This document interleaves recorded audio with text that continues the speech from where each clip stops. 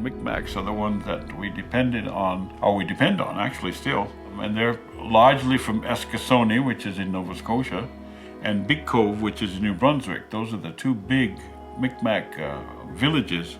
The whole notion of ever going there was to harvest something from the earth.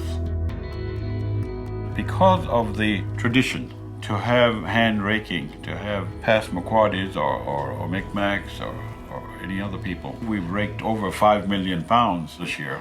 There's nothing like being able to just go outside and be able to work. So that's part of why I come to the blueberry raking, and it's a getaway for a lot of us, to step back in time. We're living in cabins. We don't have running water, no plumbing in here, so it's like a step back in time. It's really comfortable. There's a really big community here. I've been raking for 26 years, and we started out traveling back and forth, and then we started tenting out. We tented for probably like 10 years, and then we was able to get a cabin. Cabin that was available.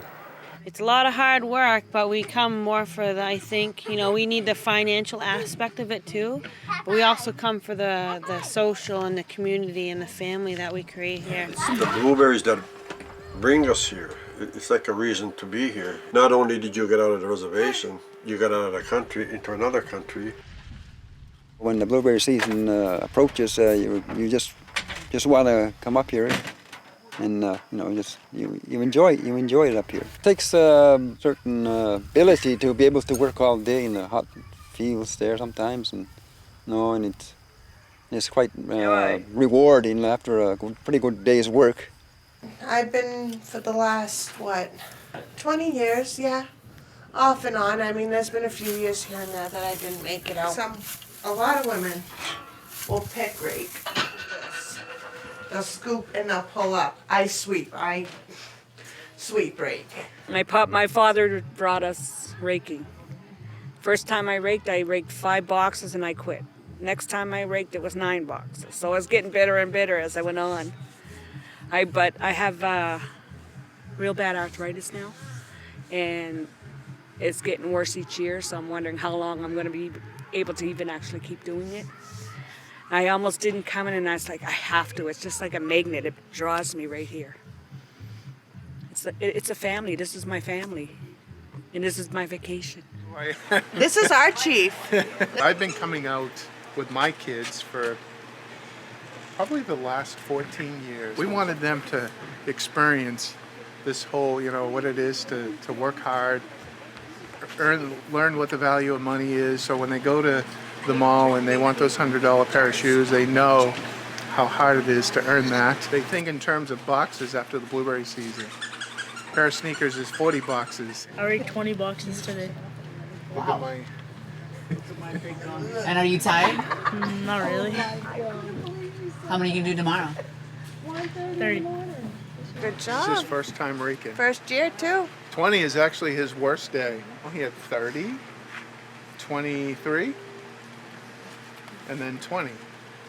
Okay, so we start out with rakes like this when we're little, or we teach our kids that, and then eventually you get to work into a rake this size.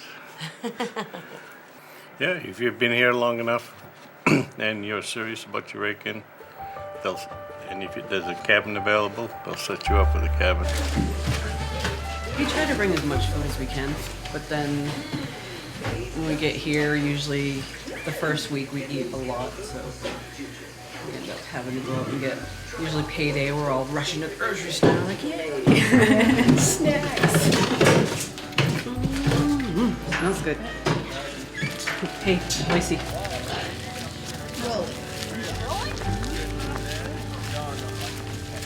Can we follow that food through, please?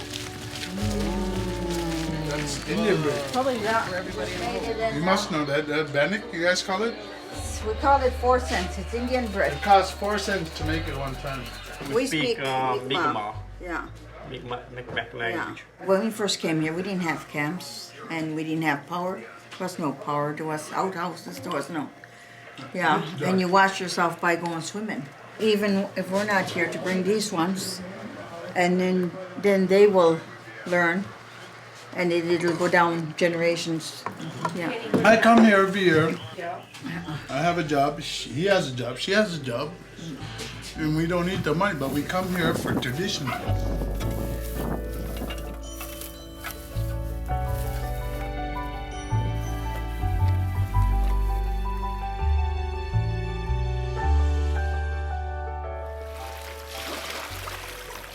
The main river that goes through our territory, in our language, we call it Scudic River.